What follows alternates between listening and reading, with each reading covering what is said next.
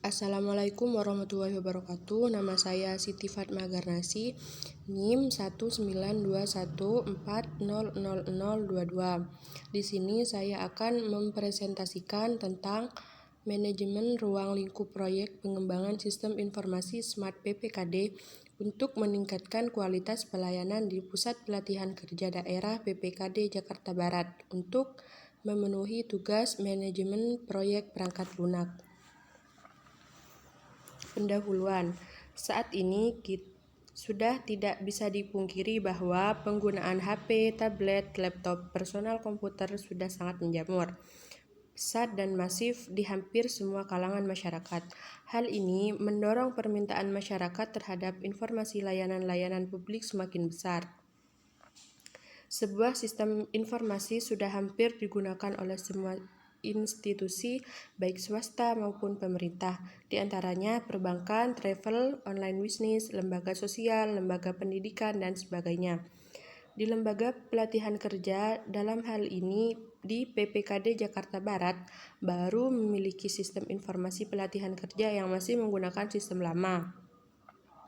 Sehingga perlu dilakukan pengembangan sistem yang memudahkan masyarakat pencari kerja yang membutuhkan pelatihan kerja dan penyaluran kerja untuk mendaftar, belajar online bagi yang terbatas waktunya, dan untuk mengetahui informasi lowongan kerja. Dengan adanya sistem informasi Smart PPKD ini, diharapkan pelayanan menjadi lebih cepat. Masyarakat tidak harus datang ke kantor untuk mendaftar karena bisa dilakukan secara online. Di dalam sistem informasi Smart PPKD ini, nantinya diproyeksikan juga terdapat fitur belajar online untuk pelatihan kejuruan tertentu, yaitu operator komputer, desain grafis, dan kemungkinan kejuruan baru lainnya yang tidak membutuhkan bahan praktek khusus.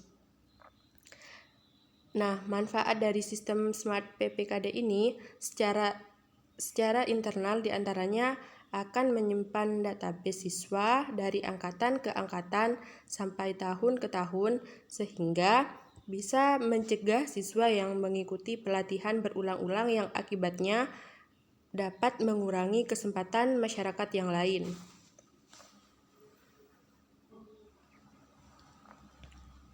Kemudian, kajian pustaka. Manajemen proyek. Manajemen sebagai sebuah proses perencanaan, pengorganisasian, pengkoordinasian, dan pengontrolan sumber daya untuk mencapai sasaran secara efektif dan efisien. Manajemen proyek adalah sebuah disiplin keilmuan dalam hal perencanaan, pengorganisasian, pengelolaan untuk dapat mencapai tujuan-tujuan proyek. Nah, pengertian proyek itu sendiri adalah sebuah kegiatan yang bersifat sementara yang telah ditetapkan awal pekerjaannya dan waktu selesainya, dan biasanya selalu dibatasi oleh waktu dan seringkali juga dibatasi oleh sumber pendanaan. Untuk mencapai tujuan dan hasil yang spesifik dan unik, dan pada umumnya untuk menghasilkan sebuah perubahan yang bermanfaat atau yang mempunyai nilai tambah.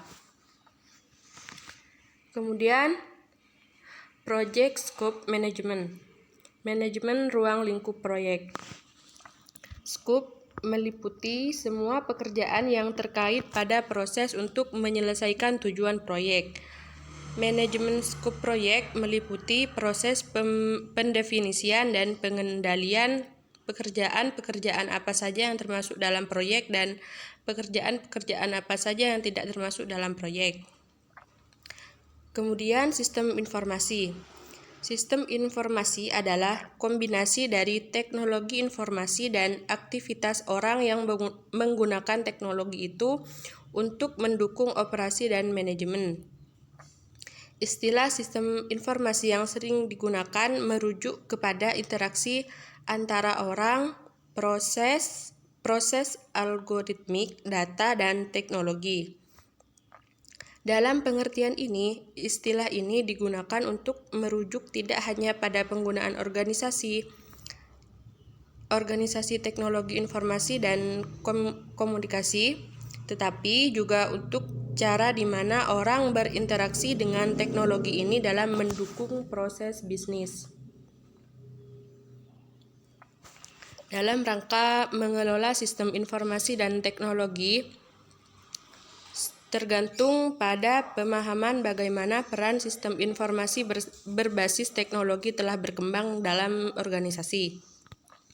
Sementara organisasi saat ini ingin mengembangkan pendekatan yang lebih strategis untuk mengelola SI atau TI. Tujuan utama organisasi mengadopsi proses SI atau TI ini antara lain penyelarasan SITI dengan bisnis untuk menentukan di mana SITI paling memberikan kontribusi serta menentukan ukuran prioritas investasi untuk memberikan pelayanan yang baik kepada stakeholder. Untuk membangun infrastruktur teknologi yang efektif dalam harga serta fleksibel dalam mengembangkan di masa mendatang. SI atau TI dapat membantu organisasi untuk memperkecil biaya-biaya transaksi.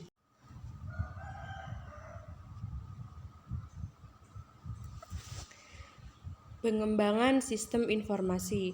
Pengembangan sistem merupakan tindakan mengubah, menggantikan, atau menyusun kembali sistem lama menjadi sistem baru yang lebih baik secara sebagian maupun keseluruhan untuk memperbaiki sistem yang selama ini berjalan atau yang telah ada. Kemudian, metodologi pengembangan sistem informasi. Metodologi adalah suatu cara atau metode yang disarankan untuk melakukan sesuatu hal. Pendekatan sistem merupakan metodologi dasar untuk memecahkan masalah. Metodologi pengembangan sistem informasi berbasis komputer. Metodologi yang paling umum digunakan adalah dengan siklus hidup pengembangan sistem. System Development Life Cycle atau biasa disebut SDLC. Metode SDLC menggunakan beberapa tahapan dalam pengembangan sistem. A. Metodologi SDLC sebagai garis terpilih.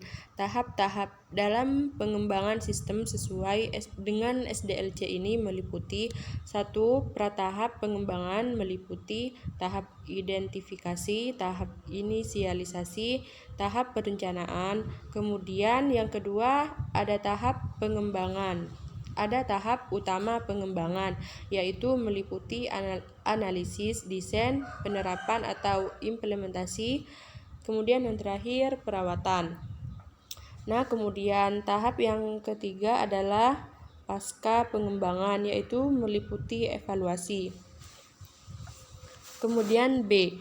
Metodologi SDLC sebagai air terjun.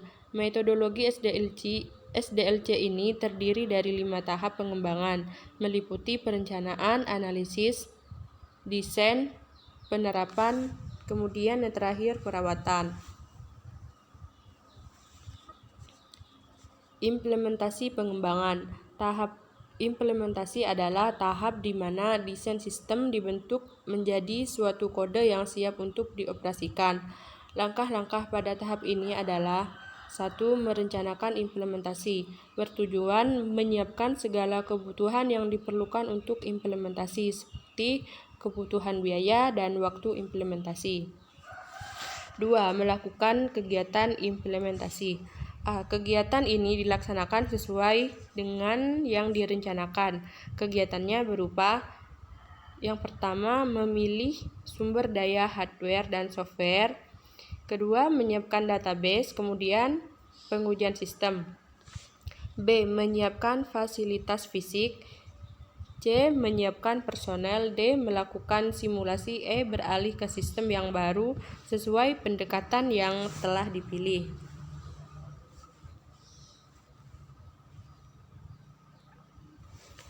Personil pengembangan sistem informasi. A. Analisis sistem. Analisis sistem adalah seseorang yang mempunyai keahlian atau kemampuan luas di bidang teknologi informasi dan bisnis, serta dapat menggunakan pengetahuan aplikasi komputer di dalam memecahkan masalah.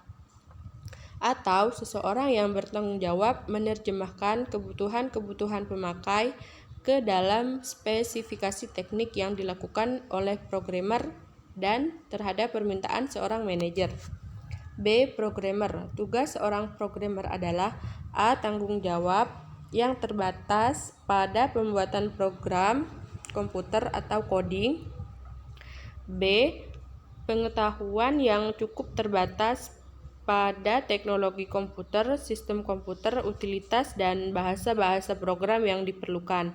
C. Pekerjaan programmer sifatnya teknis dan harus tepat dalam pembuatan instruksi program. C. Personal sistem lainnya. Sistem administrator bertanggung jawab terhadap desain jaringan seperti LAN, MAN, WAN. Selain itu, bertugas menjaga keamanan dan kontinuitas jaringan sistem yang digunakan.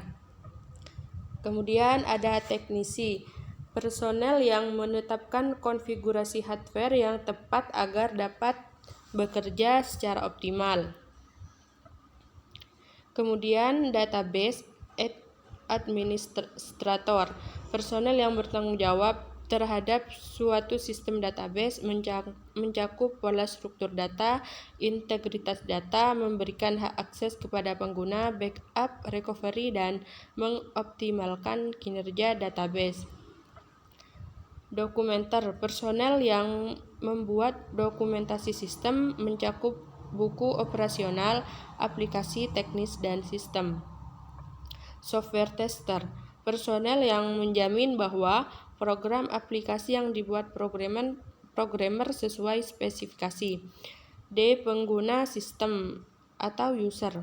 User disebut juga sebagai end user, operator, dan user manager yang mengawasi pekerjaan end user. Manajemen memegang peran penting dalam menyetujui rencana pengembangan sistem dan penyediaan dana. PPKD merupakan unit pelaksana teknis Dinas Tenaga Kerja dan Transmigrasi dalam pelaksanaan pelatihan keahlian dan keterampilan kerja. PPKD mempunyai tugas melaksanakan pelatihan keahlian dan keterampilan kerja. Untuk melaksanakan tugas,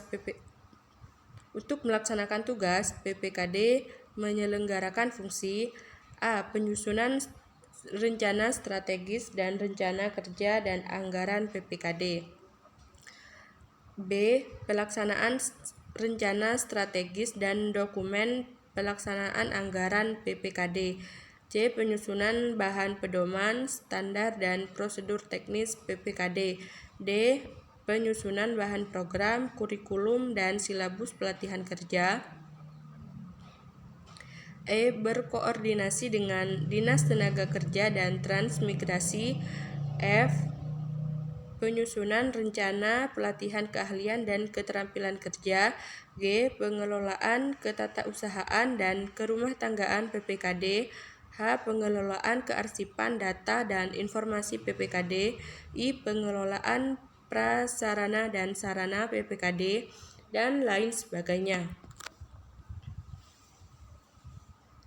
Pelayanan adalah proses pemenuhan kebutuhan melalui aktivitas orang lain secara langsung. Sedangkan pengertian pelayanan dalam Kamus Umum Bahasa Indonesia, pelayanan adalah menolong, menyediakan segala apa yang diperlukan orang lain seperti tamu atau pembeli.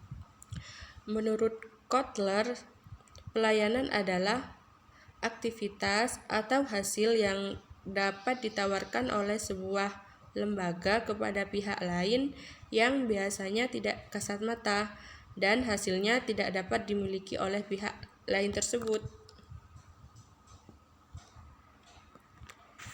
Metodologi penelitian.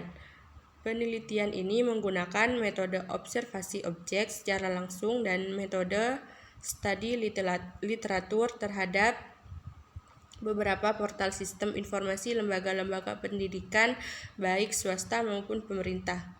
Juga dengan studi pustaka untuk mendapatkan dasar-dasar teori yang mendukung. Lalu juga dengan wawancara dengan objek proyek untuk mendapatkan informasi kebutuhan user dan aturan-aturan yang dimiliki.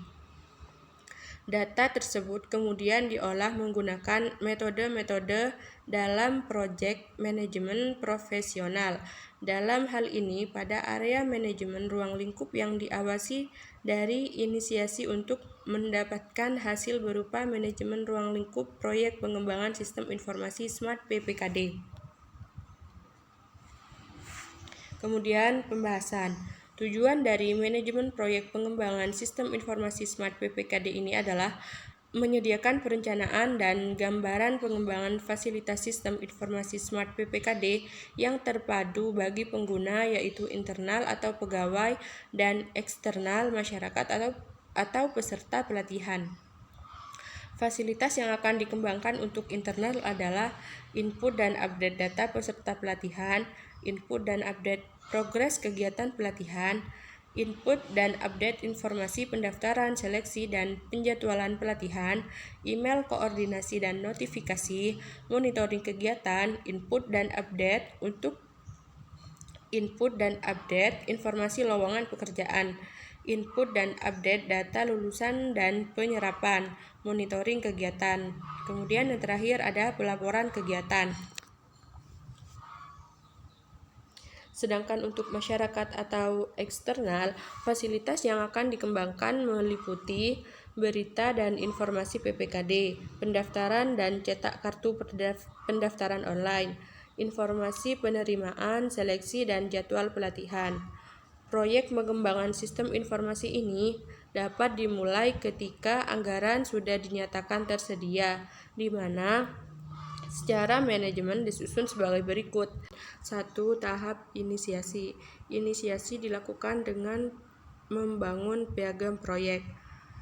Kemudian yang kedua, perencanaan ruang lingkup. Dalam tahapan ini, project scope management digunakan untuk acuan dalam menentukan ruang lingkup proyek pengembangan sistem informasi Smart PPKD agar diperoleh hasil sesuai yang direncanakan, baik desain, implementasi, waktu, dan anggaran. Kemudian pengendalian proyek. Dalam pengerjaan proyek pengembangan sistem informasi Smart PPKD ini dilakukan pengendalian secara day-to-day dengan parameter penilaian berupa prosentase. Project Manager dapat membuat tools sebagai alat untuk kendali jalannya proyek. Berikut adalah salah satu tools kendali untuk memonitor proyek agar tidak melenceng dari ruang lingkup yang pada akhirnya bisa menimbulkan dampak pembengkakan biaya dan waktu. Yang terakhir adalah kesimpulan. Project Scope Management merupakan salah satu aspek manajemen pada proses grup perencanaan. Selain di planning proses grup, juga terdapat di proses grup monitoring dan pengendalian. Manajemen ini dilakukan untuk mengatur tentang mau dibawa kemana proyek ini, mau jadi seperti apa proyek ini, dan bagaimana supaya tidak keluar dari perencanaan yang sudah ditetapkan. Sistem informasi Smart PPKD merupakan sistem yang sangat penting karena sistem ini dapat memetakan masyarakat Jakarta pada umumnya dan Jakarta Barat pada khususnya dalam hal berkesempatan mendapatkan pelatihan kerja dan penyaluran bekerja. Ketika sistem ini berhasil dijalankan, maka akan meningkatkan kualitas pelayanan kepada masyarakat dengan tingkat efisiensi meningkat sebesar 60%. Pada proyek pengembangan sistem informasi Smart PPKD dilakukan scoping supaya proyek nantinya dapat dikerjakan sesuai kriteria-kriteria yang sudah ditetapkan dan dikendalikan supaya tidak menimbulkan dampak pembengkakan anggaran dan sistem yang dipakai secara berkelanjutan. Terima kasih, sekian dari saya, kurang lebihnya mohon maaf. Wassalamualaikum warahmatullahi wabarakatuh.